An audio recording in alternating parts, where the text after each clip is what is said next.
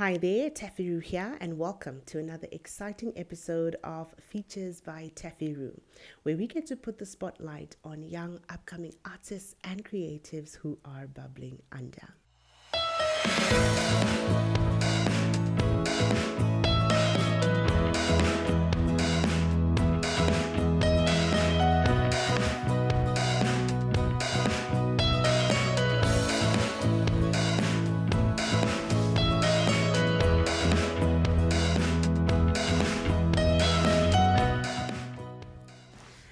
So my first encounter with my guest for today was when he came through to the studio to do a video presentation on tech. My next encounter with him was when he came through to the Bring It On stage for 2025. He was part of the dance category, and he actually was runner-up for the year's competition. He's definitely a multi-talented young individual, and he is definitely destined for greatness, and I cannot wait for you to get to know him. Wisdom, welcome. Thank you so much, Auntie Taffy. Thank you for this beautiful opportunity. You're welcome. You're welcome. Thank you so much for coming through. Okay. So for those people who don't know who you are, maybe you can start off by telling us, who is Wisdom? Okay.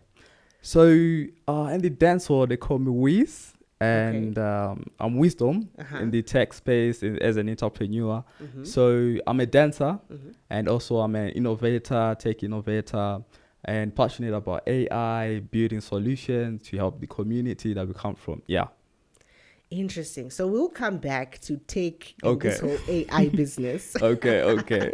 But before we get there, maybe you can talk to us about a dance. When did you start dance? Why did you start dance? Okay. Mm-hmm. So I think I started dancing when I was around 10, at church actually. Okay. So I used to go to church with my parents every Sunday, and there was a dance group, and I always wanted to try moving their body the way they do, I was like, this is so interesting. Let me try it. So I actually went for a couple sessions, and I was a quick learner actually. And I just started going on each and every time. Mm-hmm. And from there, I expanded the reach. I started dancing at parties, at school, a lot of stages actually. And I also performed at the AFDC before I came to Bring It On. Yeah, that's when I can say I started dancing. Yeah. So how many years would you say you've been dancing? Since I was 10, so now I'm 21. Okay, so 11 years. Yeah, 11 years. Oh, wow. Wow. 11 and years. What has the dance industry been like? Have you managed to monetize your art? What has the industry been like for you? Okay. In terms of monetizing dance, I wasn't really doing it for money, but it's something that I really loved from young. So I just wanted to showcase my talent, to showcase my moves. So I never really looked at it as a way to make money, but a way to uplift someone, to impact lives. Yeah. Okay. So what would you say inspires your dance, and how would you be inspiring other people by dancing? So what inspired me also was the Jabberwockies. I'm not sure if you know them. So the name sounds familiar, but I'm not a dance person. Okay. Okay. So the Jabberwockies is the dance crew. Okay. They wear these white masks, so they don't reveal their faces. Nobody really knows their faces actually. So I just like the style, the art, the artistic side of it. And I tried it out, and I just heard the comments from people that I look different when I'm on stage, when I'm dancing with a mask. Yeah. So that's what really inspired me, to be artistic. And I'm a person who's creative as well. So I try to blend my creative side in the dance industry and also in my entrepreneurial life. Okay, so what kind of moves do you do? I'm not familiar with the moves that are in dance or whatever, but like what type of dance do you do, and like what kind of music do you dance to? I know back when we were growing up, Yeah. what was popular was, dancing like a robot and things like that. Maybe tell us more about the type of dance that you do. Oh, so you were dancing as well? No, I wasn't dancing. Okay. I just know that those are the type of dances that were popular back in the day. Yeah. Okay, so I love break dancing. Okay. Like the moonwalking. I remember when I started the moonwalking after watching Michael Jackson videos. Yeah, it took me almost like a month to get it right. Okay. So I love popping like a robot, like you just said. Yeah. The popping and also doing the waving, the touching. Yeah, that's what I really like. Okay. So I dance to hip hop mostly and beats. Okay. Yeah, instrumentals. So I like to listen to the beat without any voice. Just listen to every kick, every beat. Yeah. I see. So what space or what place rather do you think dance has in today's society? Can it make our lives better? Is it making our lives worse? What part can dance play in today's society? I think dance can be a way to relieve stress, to relieve tension in someone's life. I've seen people doing TikTok challenges and they'll be happy. You can see that these guys are really doing something that is really relieving, So I think dance can be therapeutic, if I can put it that way. Yeah. So I think dance is impacting lives, like even emotionally as well. Yeah. Definitely. I think yes, with the rise of TikTok, there have been a lot of videos of people dancing and all of those things, but I've never really looked at it that way. That those people are actually relieving stress. They're actually doing something that could actually just bring them joy. Exactly. When they're dancing. So that's pretty cool. Okay. All right. So you mentioned that you also do tech and you're an entrepreneur. You're also a dancer. How do you balance all of that? Yeah, I know. It sounds like a lot, right? Yes, it does. How do you balance being a dancer and someone who does other things besides dance? I think the balance started when I just decided what's my passion and what's my profession. Just putting the gap between. Yeah. So dance is my passion, and then the tech side is my profession. Okay. So I do have time, to be social with people, time to be with myself. That's when I just put in my plugs and my earpods, and then I just listen to the beats, move with the beats, So there's always time for me to do what you love. You understand? Okay. There's always time, yeah. Do you think that there will ever be a world where you can merge tech and dance? Yeah, actually. I think I can maybe make an application that teaches people, new beginners, how to dance, maybe tutorial videos. Yeah. Interesting. There's always an opportunity. A chance. That would be interesting, an application or something, because I know I would love to learn how to dance. Really? But I don't think I would actually step into a classroom where people are being taught how to dance. So maybe an application would be a way for me to do that. Yeah, exactly. That's interesting. Okay, so now let's dive a little bit into the world of tech. Okay. How did you find yourself in tech? Okay. So I think when I was Form 4, I was still pursuing dancing.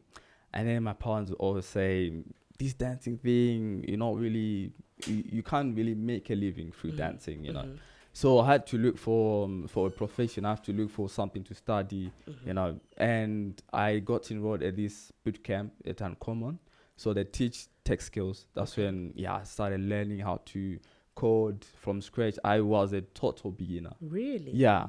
But the passion started growing when I was now doing it, building solutions, interacting with different clients. Yeah. And I saw how people are happy when I build something for them. And that's when I continued. And when I made this Innovation Access Power, it was meant to help people who are visually impaired, who can't use their phones or their devices. So it talks to them in their natural language, in our local language, like Shona, Debele, those languages which are not supported by Siri, So you can just talk to it. Yeah, be like a Tenga airtime and then buys Yes. you airtime. Uh-huh. Yeah, without even pressing any button. Nice. Yeah. So it was also building solutions for people who have problems out there. You know. So I also saw it as a way to contribute something, you know, to this world. Exactly. Yeah. Okay, so what do you do in tech specifically? Okay, so in tech, I build websites, I build softwares, I also integrate with AI. I know most people talk about AI nowadays, yeah. So that's what I do mostly. Okay, so AI and it, Yeah. right? So I want to pick your brain a little Okay, bit about okay. this AI thing. I know there's somebody who came through on the podcast at some point, and they talked about AI and being able to write books and all of that stuff. And I know a Yeah. lot of people are afraid of AI because Yeah. we just don't know. I guess it's something that we don't know. It's something new that we're unfamiliar with. Yeah. But the fear around it is that it's going to take our jobs, for example, you know. Maybe walk us through what is AI Okay. and what is it meant to do for us as humans. Okay. So AI, when people think of AI, they think of jobs disappearing. Yes, we do. Yeah, and so on. So in simple terms, let me explain to you AI in the simplest terms. AI, so back then we had computers. So computers were only instructed to do specific tasks that we actually give them. Okay. Then AI now is a computer that is now learning and also performing tasks on its own. Yeah, exactly. So we have three types of AI. We have predictive AI, and we have generative AI, and then lastly we have agentic AI. Okay. So predictive AI, for example, you give it pictures of Uncle Max, and then you ask it to do a facial recognition. So it will recognize the face because you have given it data. You know, the pictures, the text, these are the data. Okay. And then generative AI, this is AI now that can generate content like pictures, videos, text. Yes. And then we have agentic AI. So this is AI now that can do action like self-driving cars and so on and so forth. So what we do, AI, so to teach an AI, there are three types also of teaching AI. It's called machine learning. So it's like raising a kid or a child. You give it text, you give it pictures, you give it, or you show it objects. Like this is a microphone, this is a person, this is this. So this is called supervised learning. So you're showing it objects. And then there's unsupervised learning, whereby you just give it all the things and then you say, what is this? You understand? And it will have try to figure it out on its own. And then we also have reinforcement learning. Reinforcement learning is when you ask it to do something and then you give it your feedback. Is it good? Is it bad? You know, so it learns from your feedback. Okay. Yeah. So basically that's what AI is. And in terms of taking people's jobs, I don't really think AI will ever take your job. But all right, before we talk about whether or not it will take people's jobs, Yeah. How would it help us? Okay. Like, what is the job of AI? So you talked about different types of AI. You talked about the AI that maybe powers like self-driving cars that actually exactly. does stuff, Exactly. right? You talked about AI where you feed it information and it's able to maybe make deductions in terms of what the thing is and things like that. Yeah. How does all this AI benefit us as humans? Okay. So I believe AI is making our lives easier. Okay. So instead of taking 2 months writing a book, you can write that within a week because it can now generate you text, it can generate you images, videos.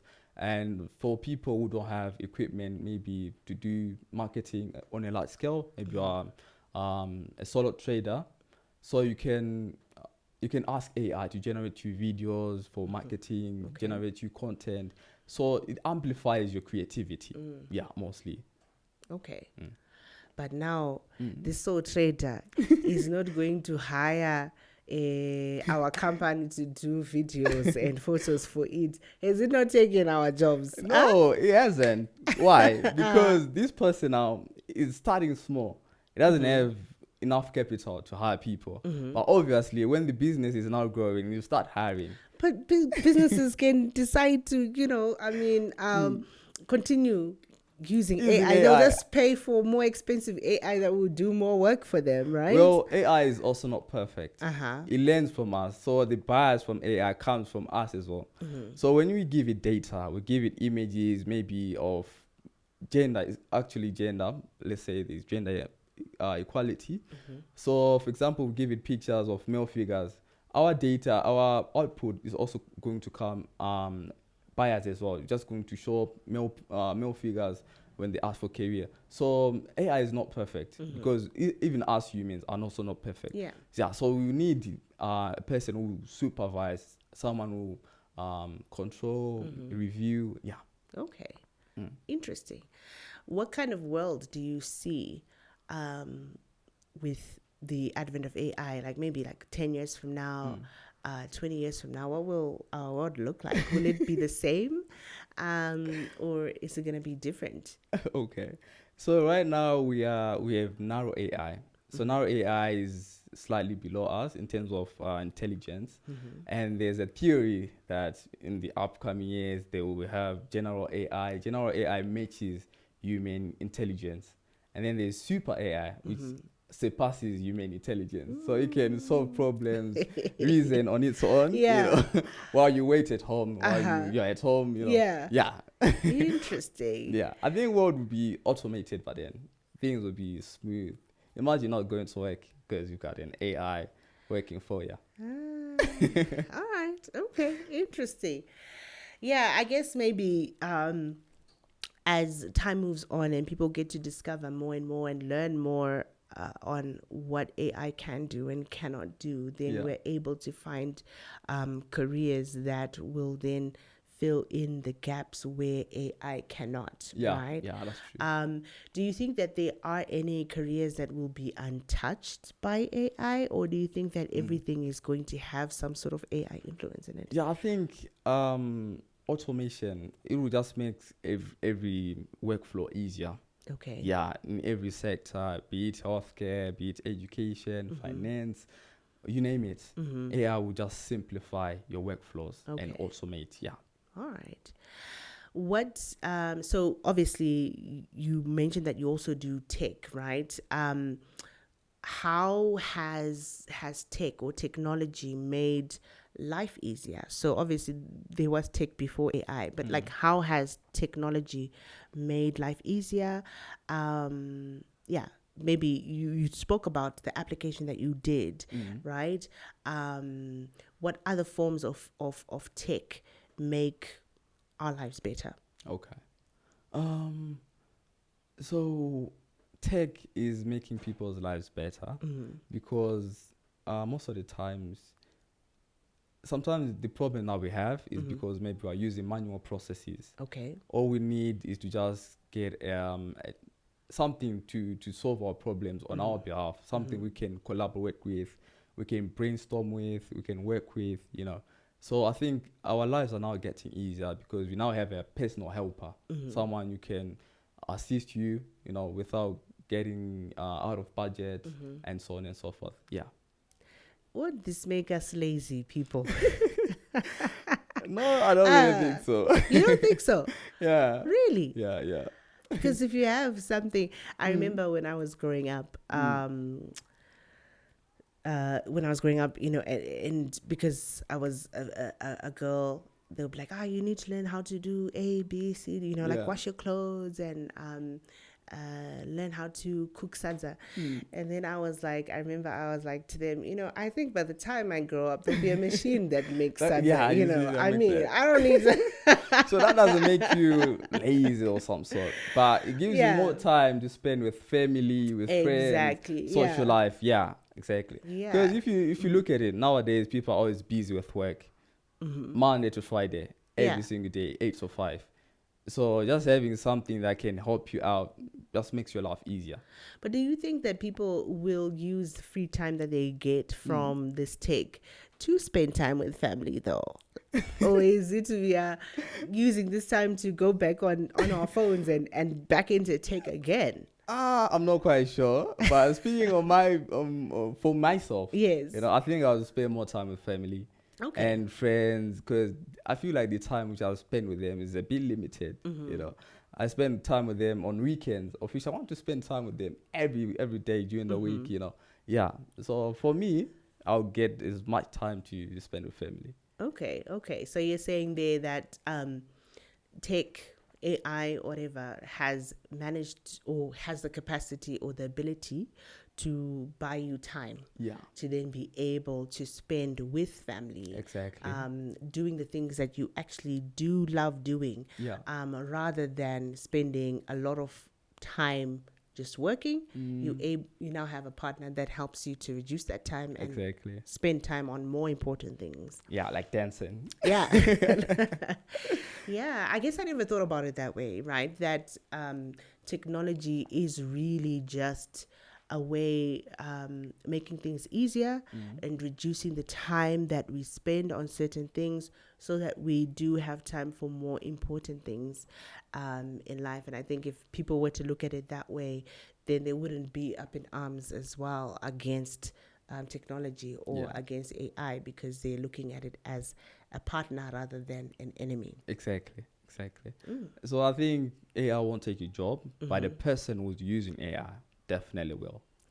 So what do people do if they don't want to lose, like you mentioned there, that the person using the AI might be the one that will get your job? What do people need to learn, or what do people need to do in order to not have their jobs taken by AI? Okay. So I believe the future is here. AI is here to stay. It's not going anywhere. So what you can do is experiment, explore what AI is, and prompt, create logos, create as much content as you can. Just try to experiment to see how is this AI, how is it helping me, where are the gaps in this AI, you understand? And I believe that way, I think you stay up to date with technology, because tech is where we're going. Are there any places that people get to learn more on tech and more on AI, or the places are still coming up? Yeah, the places I think are still coming up. Okay. But you can use AI to learn AI. Interesting. Okay. Use AI to learn AI. Exactly. Okay, interesting. Where do you see yourself 5 years from now? Maybe in the world of dance, or maybe in the world of tech. Where do you see yourself in 5 years' time? In the next 5 years, I see myself with a startup that is functional, access power, and I also have this brand, Tohwina. I see them running up and running, and also would like to give back to upcoming youth. Teach them dance lessons. I also want to continue dancing. Okay. Yeah. So in the next 5 years, I think I'll spend more time now focusing on teaching dance lessons while the companies are running. Yeah. Okay. So we have talked about Access Power, right? Exactly. You mentioned that you have Tohwina. What's that one all about? Okay. So Tohwina is a creative collective. We help businesses market their products. So we design their products from flyers. We do their websites, and we simply get them online. That's what we do. Yeah. Interesting. So you help businesses go online or get online. We empower brands to win. Materials. Yeah. Nice. Okay, so that's where the name comes from. Exactly. Tohwina. Nice. Okay, so now we've come to the part in the podcast where we get to switch roles, and the interviewer becomes the interviewee. Okay. I don't know if you have any questions for me, Wisdom. Okay. Yeah, I do have one actually. What inspired you to start this Features podcast? What really inspired you? Interesting. So I've had this question asked a lot. Really? Yeah, it means you're not watching the podcast.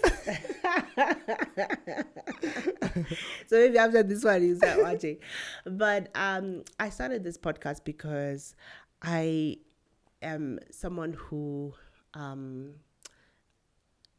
I looked at, myself and what I have, Okay. the opportunities that I have, Okay. and then also the network of people, of young artists that I do know. And my dream is to really just empower young creatives and young creatives with platforms that I have, or I have the privilege. So like, for example, in terms of equipment and things like that, in terms of content creation, is something that I benefited from. And I want to share that with the next generation and, create content, help them create content. Yeah. That's so inspiring. Yeah. And my next question would be, so are you planning to focus on features? What about the singing side of you? Do you still sing? Yes, I do still sing. So maybe by the time we release this podcast, I'll have something coming, But yeah, I this is just one platform. Okay. One thing that I do. But I do still sing, and I intend on releasing more music, God willing. I'm not just going to focus on the podcast. I've got other things that I want to focus on too as well. That's great. So do you have like next project song that we should maybe expect for? Yes, you should be looking forward to something. Really? I can't share too much information on it right now. Of course, we can't split the details. But something is coming really soon. Oh, I can't wait. Yeah. I can't wait. I know you always deliver. Yes. Thank you so much. All right. So, as we come to the end of this podcast, I don't know if you have any words of advice that you would want to give any upcoming entrepreneurs or any upcoming dancers or creatives.